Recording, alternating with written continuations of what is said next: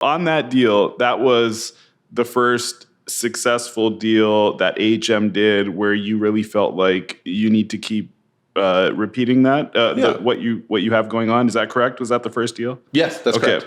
So with that deal, can you kind of give us some background on site selection, underwriting, due diligence, how that came together for MoFo? Yes. So there's a bar across the street called Amsterdam Tavern. And I hope that a lot of people that watch this or listen to this have gone to Amsterdam Tavern. It's a great place.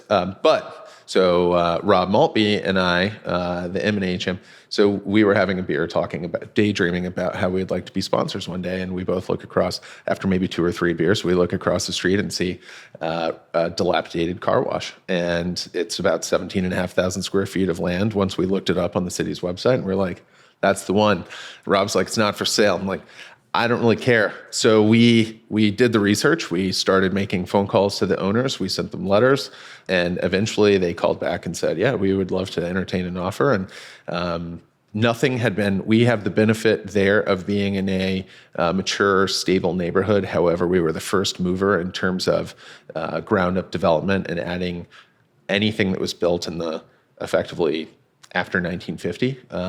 So we were the first and only project that was new construction. And so the sellers weren't real estate people in the first place. They had kind of fallen into the property. And then secondly, they didn't really know the values, and they cared more about offloading it. They saw it as a problem rather than a real asset. And so one man's trash is another man's treasure, and the rest is history. So then we had a really good cost basis is the point of that. So we had a great cost basis, but we had 0 direct rent comps. And so we said, this cost basis is wonderful. 2017, as it turns out, was a really great time to build ground up construction. It was pre-COVID. It was still coming out of the GFC. There was still a little bit of slack in the labor market, materials markets. So we had a good cost basis on the vertical hard costs.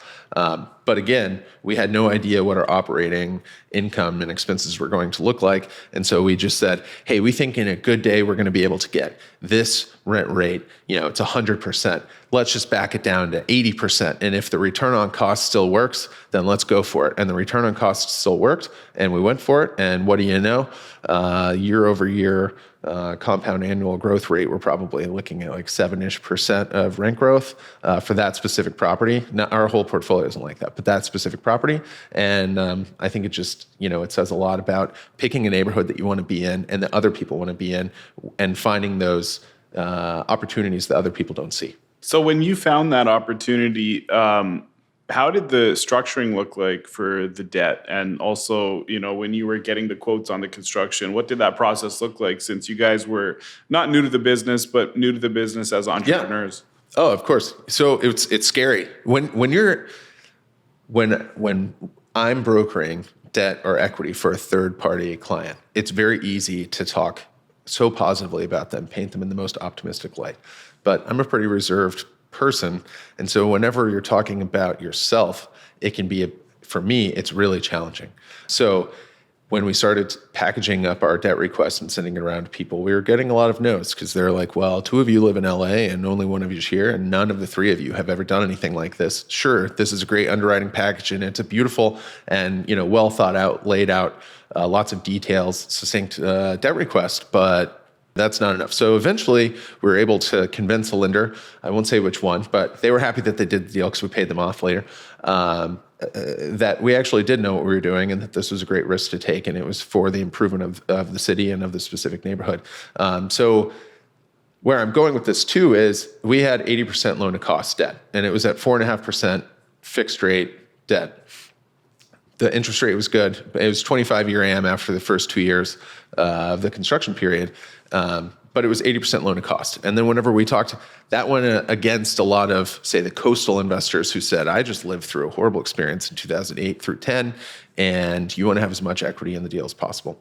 Well, in a neighborhood scale infill project, you don't really run the same risk that you do if you're working with a money center bank who can just turn off the funding immediately. So we felt like we mitigated a lot of structural risks on the debt side, and we were okay with the leverage point being 80% because we were focused on cash flow. So one of the key reasons that we invest in St. Louis is because the cap rate is much higher in the Midwest in general as it is in the top 5 gateway cities or the coast in general.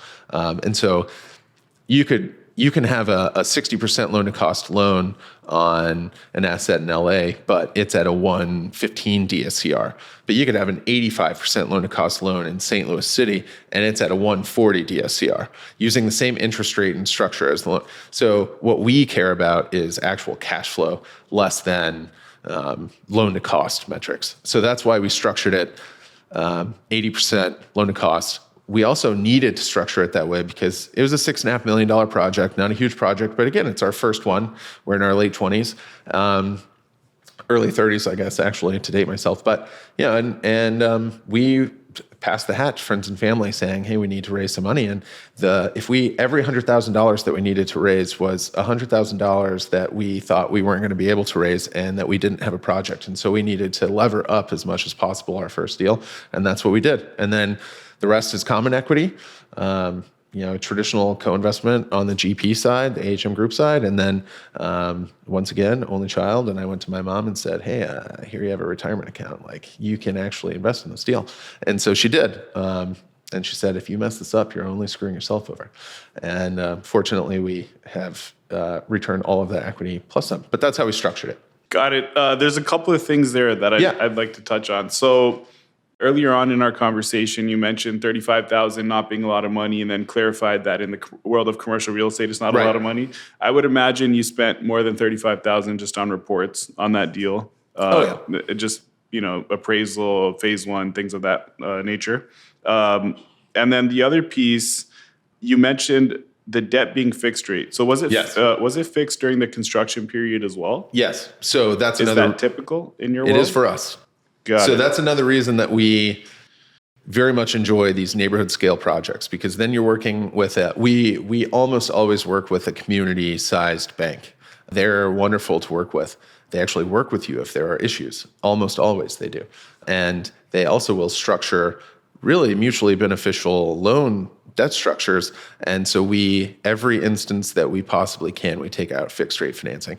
If you're going to lever up to 80%, at a 4.5% starting rate, maybe you have a 140 DSCR, but if you have a floating rate loan, then you find yourself in the world that we have found ourselves in the past 18 months, where prime went from 3.25% to 8.5% in basically 14, 15 months. That's a problem because your DSCR is going to go way down. I don't care how much cash equity you have in the deal, you're potentially going to be funding out of pocket the debt service shortfall. So fixed rate financing is something that we almost always use, and there are only a couple instances that we would not.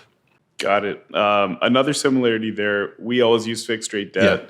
Yeah. We primarily work with community banks going into a deal, and then we'll refinance with perm debt, Fannie, Freddie, HUD, sometimes CMBS, but usually Fannie, Freddie, or HUD. Yeah. And the one development that we've done was kind of adding townhouses onto an existing community of ours. And for that, we had fixed rate debt, but I didn't think it'd be typical for a developer because, at least from my perspective, you always hear of developers using floating rate debt during the construction period. So would you say that's something that is relatively unique to you guys, or?